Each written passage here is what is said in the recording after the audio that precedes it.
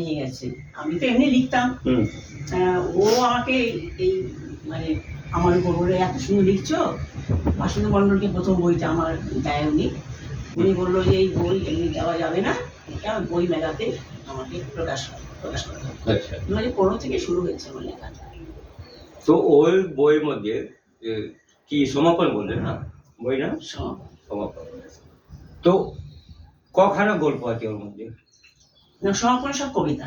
ও কবিতা, আমি গল্পের কথা বলছি। না, গল্প সমাপন, তারপরে জীবনে যত পূজা হলো না সারা, শেষ পাতা, তারপরে মনে রেখো, তারপরে আরো অনেক বই। এই মুহূর্তে আমার সব মনে পড়ছে না, সবই আছে। যদি আমি টোটালিটিতে বলি তো কখানা বই হবে?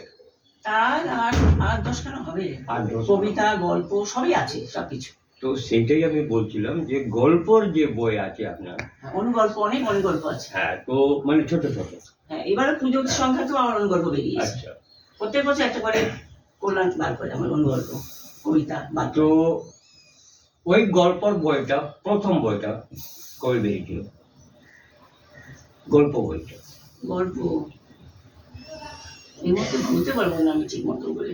আচ্ছা, যাও, আমার তো অনেকটা বয়স হয়ে গেছে। ওর মধ্যে যে গল্পগুলো আপনি লিখেছেন, হয়তো নিশ্চয়ই 10-15 খানা গল্প হবে, ছোট ছোট। হ্যাঁ, ওর মধ্যে বেশি হবে। সবচেয়ে ভালো আপনাকে কোনটা গল্প লাগে? ঠক বলে একটা গল্প আছে, খুব ভালো। ঠক? আচ্ছা, খুব সুন্দর গল্পটা। তো ওইটা কি জিনিসটা কি বলতে চেয়েছেন গল্পের মধ্যে? মানে একজন ঠকার ছিল আর কি। আচ্ছা। ওই মায়ের পুজো নিয়ে, তারপরে সে ধরা পড়ে গেল। তার স্ত্রীকে দিয়ে করাচ্ছিল সব কাণ্ড কারখানাগুলো। পরে সে ধরা পড়ে গিয়ে যেটা হয় আর কি, তাই নিয়ে আমি লিখেছিলাম গল্পটা। অনেক কাহানি, মানে এই মুহূর্তে আমি তো অনেক বছর পড়ি না। এইবার আমি বলছি, আমার যদি মনে হয় যে এই গল্পকে স্ক্রিপ্ট তৈরি করে যদি বাংলাতে শর্ট ফিল্ম করা যায়, তাহলে কি আপনার অনুমতি থাকবে? আমার অনুমতি কিছু নেই। আমার ছেলে তো সেই কবে থেকে আমাকে নিয়ে ঠিক করে ভেবে পাচ্ছে না। আমার বয়সটা এখন 80 হয়ে গেছে, তিনটা অপারেশন হয়ে গেছে। ও আমাকে নিয়ে এই রাস্তাতে আমি চলেছি শুধু ওর নিশানা। ওর ভালো লেগেছে। আর ছেলে, হ্যাঁ, ও আমার উপর মানে কি বলবো, খুবই ভালোবাসি। মা এখন 80 বছর বয়সে কি আমার, হ্যাঁ বয়সটা একটা সংখ্যা, কিন্তু আমার শারীরিক তিনটা অপারেশন হয়েছে স্পাইনাল কর্ডের। আমি তো এগিয়ে যেতে পারবো না। তবুও আমি মনে জোর রাখি, এখনো আমি গল্প লিখি শুয়ে শুয়ে। এই যে আমার এই বেড, যার জন্য একটা ঘর আমাকে আগে দিয়েছি, যখন তখন আমি লিখি। ভালো লিখি কি মন্দ লিখি যাই না, সেটা তো যে দেখবে, যে পড়বে, সেই বলবে যে হ্যাঁ গল্পটা কেমন আছে।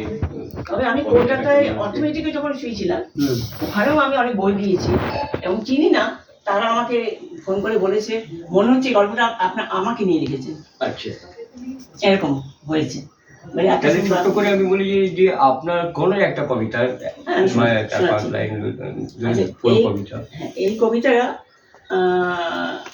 2018 সালে বোধহয় লিখেছিলাম, আমার ঠিক মনে পড়ছে না, শোনাচ্ছি। কবিতার নাম হচ্ছে গোলমেলে। এই পৃথিবীটা যে গোলমেল দেখছি চতুর্দিকে, এটা লিখেছিলাম আমি ব্যাঙ্গালোর বসে। আমার ছেলে থাকে, ছোট ছেলে ব্যাঙ্গালোর, ওখানে লিখেছিলাম। পৃথিবীটা গোলমেলে ভাই গোলমেলে, আমার ভাবনা ভেবে সুখ পায় না অন্তরে। পৃথিবীটা গোলমেলে ভাই গোলমেলে, সব কিছু পেয়েও কেন শান্তি পায় না মনে। তাই তো সুখ পায় না খুঁজে মনেরও গহনে। সদাই বুঝি হারাই মন কাঁদে কেন ওরে, মন কাঁদে কেন। কে তোর আপন কে তোর পর, বুঝতে পারো না যে সব কিছু বাঁধা আছে ওই লাল সুতার কাছে। দুদিন পরে সাঙ্গ খেলায়, অভিনয়ের শেষ বেলায়, সবাইকে যেতে হবে ওই মেঘের দেশে। অনিত্যই দেহটা তো পুড়ে হবে ছাই, সব খেলার সাঙ্গ হবে ভেবে লাভ নাই, ওরে মন ভেবে লাভ নাই। বারে বারে আসা যাওয়া প্রেমের এই বন্ধনে, পৃথিবীটা গোলমেলে ভাই গোলমেলে গোলমেলে।